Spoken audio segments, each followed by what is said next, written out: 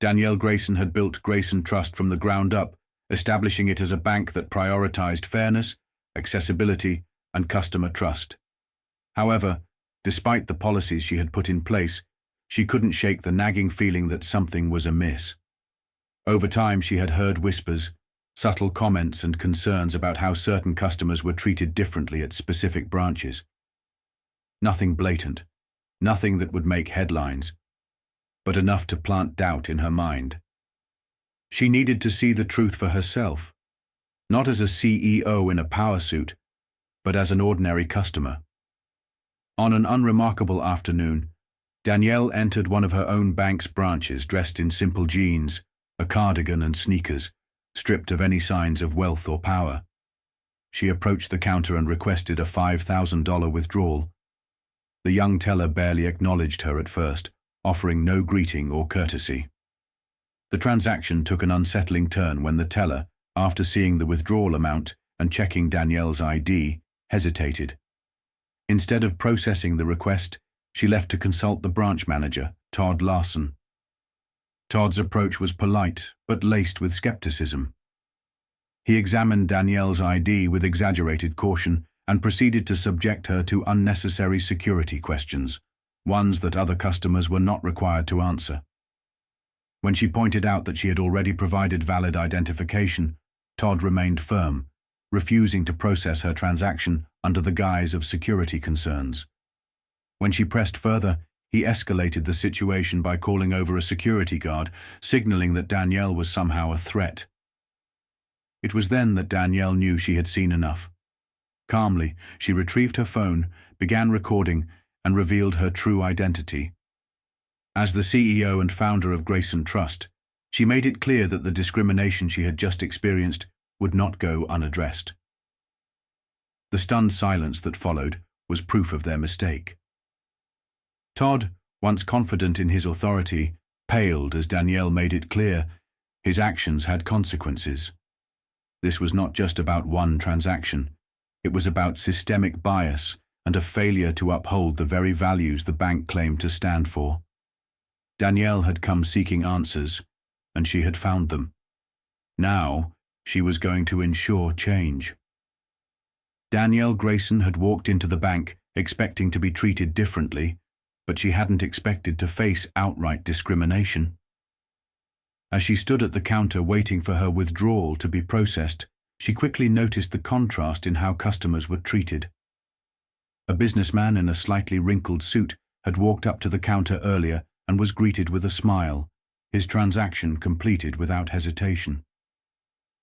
An older woman in a floral dress chatted casually with another teller, her requests met with ease. Yet Danielle, dressed simply in jeans and a cardigan, was met with scrutiny and suspicion. The moment the teller glanced at her ID and saw the withdrawal amount, her demeanor shifted. Instead of processing the request, she hesitated, her fingers hovering over the keyboard before making the decision to step away. When she returned, she wasn't alone. The branch manager, Todd Larson, had come out with her, his approach measured, but his intent clear. His questions weren't about banking protocol, they were about legitimacy. Was this her first time banking here? What did she do for a living? Was she sure this was a personal account? The message was unspoken but unmistakable. Do you belong here? Danielle knew what was happening. If this had been about standard security procedures, Todd would have simply explained them. Instead, he had chosen to stall, to make her prove herself in ways the other customers had not been asked to. When she pointed out that she had already provided identification, Todd insisted on additional verification. His tone remained polite, but his actions told a different story. He had already made up his mind about who she was, or rather, who she wasn't. The most telling moment came when Todd called over security. Danielle, who had done nothing but request access to her own money, was now being treated as a potential threat. The escalation was clear. She was not just being denied service, she was being removed. Watching the stark contrast in how others were treated, Danielle knew this was not about policy. It was about perception. Danielle Grayson remained calm as she watched the situation escalate before her eyes. What should have been a routine withdrawal had turned into an unnecessary confrontation, all because of the assumptions made about her. Todd Larson, the branch manager, stood rigid behind the counter, his hands clasped in forced composure as he continued to question her legitimacy. His reluctance to process the transaction wasn't about security. It was about control. He wanted to make it clear that he held the authority, that she had to prove herself beyond what was normally required. But when words weren't enough to push her away, Todd took the situation a step further. Without hesitation, he reached under the counter and pressed a discreet button near the register, summoning security. A uniformed guard appeared moments later, broad-shouldered, his hand resting near his belt, as if he had already decided this was a situation that required intervention. The moment felt surreal to Danielle. She was being treated not as a valued customer, not even as an equal, but as a potential problem that needed to be dealt with. The escalation was deliberate. Todd could have simply denied the transaction and asked her to return with additional documents if there had been a genuine issue, but instead he had called in backup, reinforcing the idea that Danielle was out of place, that she was causing trouble. It wasn't about following protocol. It was about intimidation. She could feel the shift in the room, the way nearby customers stole glances at the unfolding scene while pretending not to watch too closely. The bank, which had moments before been just another financial institution, now felt like hostile territory. Danielle knew men like Todd. They thrived on the assumption that people would back down, that they would accept being dismissed, ignored, and removed without question. But what Todd didn't realize was that Danielle wasn't just any customer. She wasn't going to be intimidated, and more importantly, she wasn't going anywhere. This wasn't just about a transaction anymore. It was about making sure no one else had to experience this same treatment. Danielle Grayson had seen enough. The moment Todd Larson called security, she knew this was no longer just about a withdrawal. It was about power, control, and deeply ingrained bias. But Todd had made a critical mistake. He underestimated the woman standing in front of him. As the security guard stepped closer, Danielle remained composed. She didn't raise her voice. She didn't argue.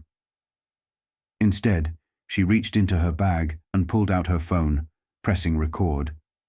The shift in the atmosphere was immediate. Todd stiffened, the security guard hesitated, and the teller who had first dismissed her looked down, suddenly uncomfortable. Danielle turned the camera toward Todd and spoke with deliberate clarity. "Just so we're clear," she said, her voice calm but firm, "you're refusing to allow me access to my own money despite me providing valid identification, while other customers aren't being asked for anything extra?" Todd's confidence wavered. His expression faltered as he glanced at the camera. He knew what this looked like. He knew there was no justifying it. Yet still, he tried. "Miss Grayson," he said, forcing a professional tone, "this is just a standard security measure." Danielle tilted her head slightly, studying him. Then, with slow precision, she reached for her ID, tapping a finger against the name printed on it. "Todd," she said, her voice quieter now, more pointed. "Let me introduce myself properly." The color drained from his face. The room, which had been thick with tension, fell into stunned silence. The teller froze. The security guard shifted uncomfortably. And Todd, who had just minutes ago exuded authority, now looked like a man scrambling for solid ground. "I built this bank," Danielle continued, slipping her ID back into her bag. "I personally approved the hiring budget that got you this job, and today I walked in as just another customer to see what would happen." She let the words settle. "Now I know." Todd opened his mouth, but no words came out. Danielle gave him a tight-lipped smile. "You might want to start looking for a new job." The fallout from that moment was swift and unavoidable. By the next morning, Danielle Grayson had already scheduled an emergency meeting with her corporate leadership team.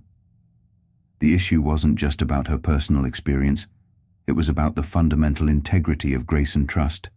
If she, the founder and CEO, could be treated with such blatant discrimination at her own bank, what was happening to everyday customers who lacked the power to fight back? She refused to let this be just another incident swept under the rug. Change was coming, and it was coming fast. The first step was immediate accountability. Todd Larson, the branch manager who had escalated the situation, was terminated without hesitation. His actions had not only exposed a critical flaw in Grayson Trust's customer service standards, but had also demonstrated a failure of leadership. He had allowed personal biases to dictate his decisions, and there was no place for that in the institution Danielle had built. But firing Todd wasn't enough. Danielle knew that true change didn't come from removing one person. It came from transforming the culture.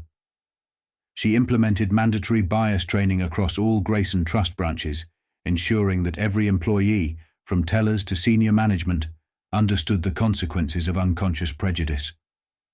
Policies were re-examined, not just on paper but in practice. Mystery audits were introduced, where undercover customers of different backgrounds would assess the treatment they received at various locations. Danielle also established an internal accountability system, where employees and customers could report concerns about discrimination or unfair treatment without fear of retaliation. Customers who had once felt ignored or dismissed began to notice the shift. The bank, once perceived as just another financial institution, became a place where all customers felt valued and respected. For Danielle, this wasn't just about damage control. It was about setting a precedent. She made it clear to her leadership team that fairness was not just a slogan.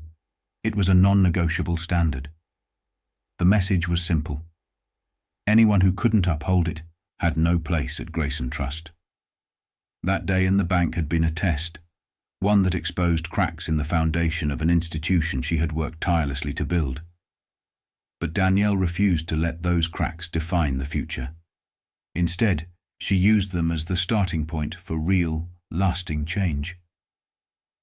For Danielle Grayson, the incident at the bank was more than just a personal affront. It was proof of a larger problem, one that extended far beyond her own experience. Policies on paper meant nothing if the people enforcing them did not believe in them. That day she had been treated as though she didn't belong, despite being the very person who had built Grayson Trust from the ground up. If this could happen to her, the CEO, then what about the everyday customers who didn't have the power to fight back? Danielle knew that words alone wouldn't fix the issue. Real change required action. She didn't just fire Todd Larson and move on. She restructured the way Grayson Trust operated. Every employee, from tellers to senior management, underwent mandatory bias training. Customer service protocols were revised, and anonymous audits were put in place to ensure that every customer, regardless of appearance, received equal treatment. She encouraged customers to report any instances of discrimination, no matter how subtle, and assured them that their concerns would be addressed. Within weeks, the impact was clear.